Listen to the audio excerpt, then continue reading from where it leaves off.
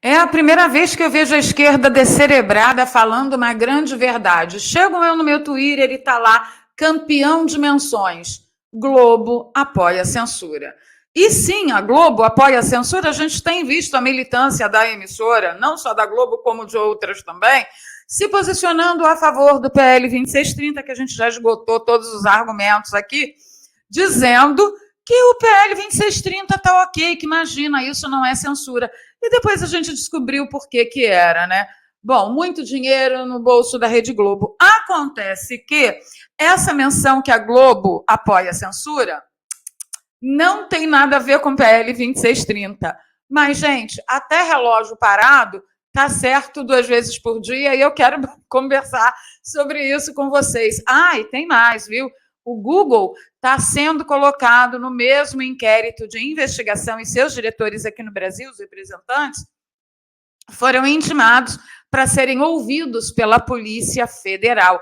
Vamos comentar mais um pouquinho a respeito da audiência absolutamente magnífica que está acontecendo na Câmara dos Deputados, né, que eles estão debatendo sobre o início da censura, o estabelecimento da censura aqui no Brasil. E Bárbara, do Te Atualizei, como sempre, magnífica. Fica comigo até o final desse vídeo, que tem outros assuntos também que eu quero dividir com você, que são de suma importância para o contexto atual do país. Então, deixa o seu like, compartilha nas redes sociais, lá nos grupos de Telegram e Zap Zap, enquanto temos. E se você é novo por aqui, aproveita que você já tropeçou aqui mesmo, vai, dá um apoio aqui para o canal, se inscreva e ative o sininho. Vamos começar falando a respeito, então, dessa PGR, que agora pediu ao STF para investigar diretores do Google e Telegram por ação contra a PL das fake news. Então, calma lá que a PGR não está pedindo ao STF que o STF investigue. Ela está pedindo autorização do STF para investigar diretores de Google e Telegram. Pelo menos foi isso que eu entendi aqui na matéria. Vamos dar um pulinho no texto da matéria. Eu gosto sempre de dar uma passada para ficar bem claro, para não dizerem que eu estou fazendo fake news. Como se isso fosse suficiente, mas enfim, vamos lá. Então, a PGR solicitou nessa quinta-feira ao Supremo Tribunal Federal a abertura de investigação contra diretores do Google e do Telegram por atuação contra o projeto de lei das fake news. O pedido foi encaminhado pelo presidente da Câmara, Arthur Lira, que há dias atrás ele disse que tanto a manifestação da Google quanto a manifestação do Telegram era um abuso, era um achaque, uma falta de respeito contra a Câmara dos Deputados, que impedia a Câmara dos Deputados de trabalhar. Eu não sei que banana estragada que Arthur Lira comeu, mas eu imagino, só não posso fazer ilações aqui, porque senão vocês já sabem, né? Ban o canal, tudo vai para o vinagre, enfim. Então, essa coisa das empresas, das big techs, que terão seu trabalho absurdamente alterados e serão, sim, prejudicadas se o texto do PL 2630 for aprovado, elas estão proibidas também de dar um grito de socorro. Olha, isso vai ferir diretamente ao serviço que eu presto a você, usuário. Está tudo proibido aqui no Brasil e não se fala mais no assunto. Aí é que vocês se enganam, porque a gente vai falar até enquanto nós pudermos. Agora, gente, deixa eu mostrar uma coisa para vocês, que assim, igualzinho a Globo ser acusada de apoiar, né, a censura, que a gente gosta bastante, que a população faça isso com a Globo, que é a mais pura verdade, e o motivo verdadeiro vocês já vão saber já já. Eu queria mostrar para vocês um post do Renan Santos. O Renan Santos dizendo o seguinte, ó: do ponto de vista político, incluindo toda a sua prudência e sofisticação, é possível falar que Alexandre de Moraes é mais viril que o Micto Bolsonaro. Nesse xadrez psicológico, ele destruiu a moral do presidente e da militância. Então, o que a gente vê é o seguinte: o Renan Santos acha que o Alexandre de Moraes fazer mau uso do aparato estatal para perseguir opositores políticos discordantes, dissidentes, é ser viril.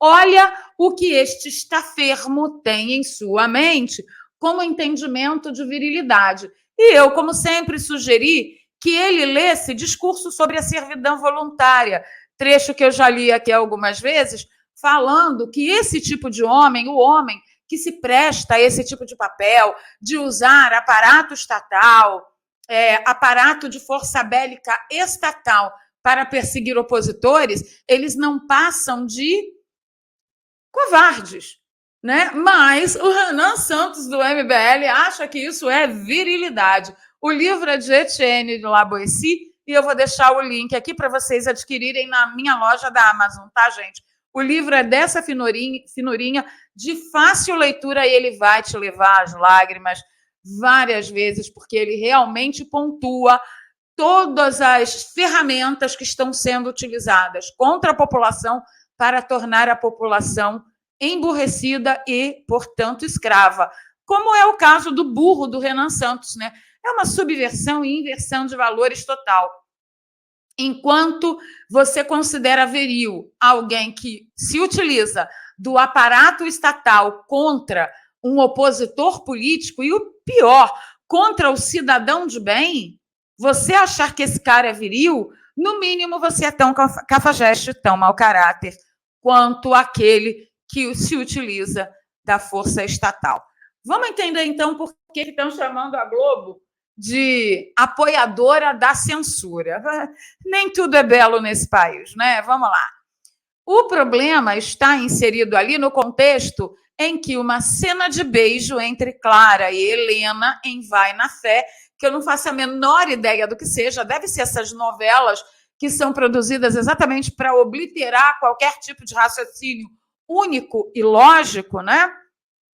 Que deve estar no ar. Então, assim, uma cena de beijo estava prevista para ontem e ela não foi ao ar. E o público está metendo pau na Globo nas redes. Por quê? Porque supostamente a Globo estaria apoiando, através da censura, o conservadorismo, como se isso fosse uma coisa muito ruim, mas tudo bem, né? Tudo bem. Então, sim, ó, o termo, a menção Globo apoia a censura está sendo muito mencionado no Twitter, mas é porque um beijo homossexual não foi colocado no ar. Ninguém quer saber quais foram os motivos da Globo, mas eles já determinaram que isso é pura censura em apoio ao conservadorismo. Vai dormir com um barulho desse. Já que a gente está falando de censura e liberdade, vamos voltar à treta do Orlando Silva, achando que ele vai engabelar alguém com a preocupação da segurança das criancinhas e também da segurança das redes e o combate à fake news. Então, ele foi no Inteligência Limitada hoje, eu vou trazer um comentário muito especial para vocês amanhã a respeito disso, porém, ele lá, né, tentando fazer aí um oba-oba, tagueando ali o Inteligência Limitada, coitado, 61 curtidas, dá até pena, né, do bonitão que está sendo usado como massa de manobra. O que ele fala a respeito do PL 2630? Estamos alterando o regime de responsabilidade das plataformas em 2 ocasiões. Pelos danos causados quando houver patrocínio e impulsionamento da postagem, afinal, a plataforma está ganhando dinheiro com essa mensagem, e 2, quando faltar com o dever de cuidado. E aí eu, né, com toda a minha dedicação, eu coloquei, oi, faltar com o dever de cuidado? O senhor está propondo para uma lei em caixa alta um conceito abstrato, genérico, amplo? Não, senhores, isso não é lei. Isso é um projeto de controle que visa perseguir dissidentes e discordantes. Que vergonha. E aí vocês podem acompanhar na tela, onde eu cito a lei de número 4.117, de 27 de agosto de 1962, artigo 52, que versa sobre as fake news. A liberdade de radiodifusão não exclui a punição dos que praticarem abusos no seu exercício. Aí tem o J. Veicular notícias falsas com perigo para a ordem pública, econômica e social. Ou seja, Brasil já tem lei contra notícias falsas. E o Marco Civil da Internet nos garante que tudo que for crime na vida real, como é o caso da radiodifusão, será crime no virtual. Ponto. A gente não precisa de PL 2630. Então, tem uma série de gente aqui, ó, revoltoso com Orlando, entendeu? Porque, gente, não dá, né? Não tem intelectualidade. Eu assisti um pedacinho do podcast dele lá no Inteligência Limitada, e é sofrível. O cara só sabe apelar para a luta de classes, entendeu? É sofrível, é ruim demais. E aí deixei aqui o meu comentário. Eu espero que o Inteligência Limitada, lá, o Igor, ele visualize e possa debater isso no podcast de hoje. Não menos importante, eu quero trazer a vocês um post do Abraham Weintraub, que o Ed Raposo fez uma menção, que, gente, olha, sinceramente, eu espero que vocês que seguem a gente aqui me entendam. Porque, assim, olha, eu nunca vou poder, pelo que o Abraham se transformou, de acordo, eu vou chamar vocês mais de pertinho, de acordo com a minha consciência, eu nunca, do verbo jamais, vou negar tudo que eu vi, os Weintraub aí no plural, né? Tudo que eu vi, o que esses caras fizeram pela população na época da pandemia. Se eu fizer isso, eu sou desonesta e mentirosa. Agora, como é difícil eu pegar aqueles caras de lá e linkar com esses caras de hoje. É impressionante. Vamos ler aqui o que o Weintraub falou. Qual o probleminha da família Cid? Caso essa offshore seja uma fachada e as mansões sejam de Bolsonaro ou ele tenha recebido um dinheirinho, tipo 35 mil dólares de forma irregular, o crime aconteceu nos Estados Unidos. Estando em solo americano, além de ter tudo bloqueado, o general Cid poderia ir para uma prisão comum aqui nos Estados Unidos, caso haja algo erradinho com esse dinheirinho. Vamos falar aqui do que o Abraham está falando, né? Na investigação ilegal e ilegítima ali do tenente-coronel Cid, apareceram os 35 mil dólares que ele tinha em dinheiro em casa, também apareceu a conta americana, onde ele também tem um saldo lá. O Abraham Weintraub, ele desconsiderou, porque todo mundo já falou disso, tá? A não ser que ele tenha se enfiado numa bolha tão poderosa que essa bolha da internet está impedindo que ele tenha acesso a outras informações. Mas, assim, já ficou muito claro, a torta é milhão, que o Cid, por ter sido adido militar em outros países, participado de missões internacionais, todo militar que participa desse tipo de trabalho tem uma conta aberta nos Estados Unidos e recebe em dólar. Então, não tem nada a ver com mansão, tá? Que ele tenha recebido de Bolsonaro. É impressionante que o Abraham Weintraub não saiba disso. Ou ele emburreceu ou ele está sendo desonesto. Né? As duas possibilidades me assustam bastante, porque eu não consigo identificar os caras que eu conheci lá, que fizeram tudo que fizeram, com esses caras de hoje. E aí, um outro absurdo que ele faz menção é a respeito de mansão de Bolsonaro. Mansão da família Bolsonaro. Todo mundo já sabe como que isso foi forjado, essa narrativa foi forjada pela mídia. Pegaram todos os imóveis que têm sobrenome Bolsonaro, irmã de Bolsonaro, cunhado de Bolsonaro, ex-cunhado de Bolsonaro, ex-mulher de Bolsonaro que já casou de novo. E pegaram tudo isso e disseram, olha quantas mansões, tudo pago em dinheiro vivo, porque o Abraham deve ter caído nessa pataquada também, ou estar defendendo essa pataquada também. E todo mundo que segue esse canal já entendeu que nada foi em dinheiro vivo, foi dinheiro em espécie. Mas a esquerda, como é burra e desonesta, que aí tem os dois juntos, né? Não diferenciam em suas narrativas o dinheiro em espécie do dinheiro vivo. E eu acredito até que de uma forma proposital.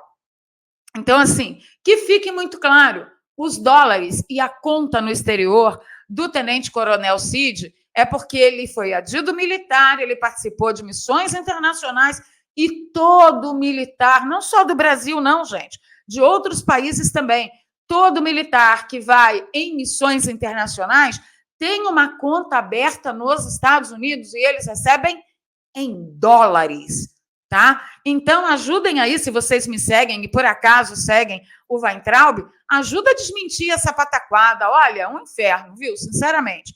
Deixa eu mostrar para vocês aqui também, gente,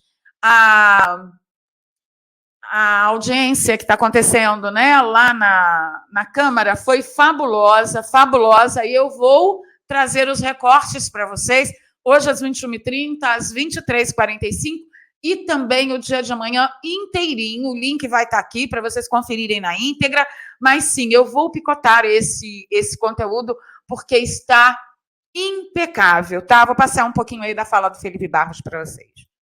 Apenas inocentes presos sem critério, em inquéritos ilegais, em que não há absolutamente propina, não há corrupção, não há nenhum crime. Estão tentando criar no Brasil processos que aconteciam na União Soviética, em que se investigam fatos que não são crimes. A Bárbara bem mostrou, e eu gosto sempre de lembrar, um dos pareceres da doutora Denise, que foi uma das delegadas selecionadas a dedo pelo Alexandre de Moraes para a condução desses inquéritos. E em um desses pareceres da doutora Denise, ela descreve o exato funcionamento das redes sociais, mas ela descreve como se isso fosse crime. Ela diz, olha, fulano segue Beltrano, que compartilha o post do ciclano, e por isso todos eles fazem parte de uma organização criminosa. Ela chega a dizer, inclusive, que essa organização criminosa seria para cometer o crime de argumentação ad hominem. Esse é o... Então tá, então vocês vão conferir cada recorte de cada participação. Teve Rodrigo Constantino, teve Ana Paula do vôlei. Olha, tá magnífico ali. Bárbara do Te Atualizei. E eu quero trazer para vocês, porque foi muito importante, e é muito importante que esse conteúdo seja recortado para ficar mais fácil o compartilhamento, tá bom? Prometo isso para vocês. Estou começando logo na hora que eu terminar esse vídeo, e aí eu vou pedir a ajuda de vocês para compartilhar esse conteúdo. Então, vou pedir o like, o compartilhamento, comentário de vocês. Se você gosta do meu trabalho, você pode me apoiar financeiramente. Aqui tem um Pix, na descrição tem 2 contas bancárias, caso você tenha tido medo de fazer o Pix, né? E para você que está fora do Brasil, você pode me apoiar também. Tem uma conta no PayPal que você pode utilizar para fazer aí o seu apoio de qualquer valor, que em épocas em que o jornalismo independente está em raridade, é tudo que a gente precisa. E eu preciso da ajuda de vocês para continuar.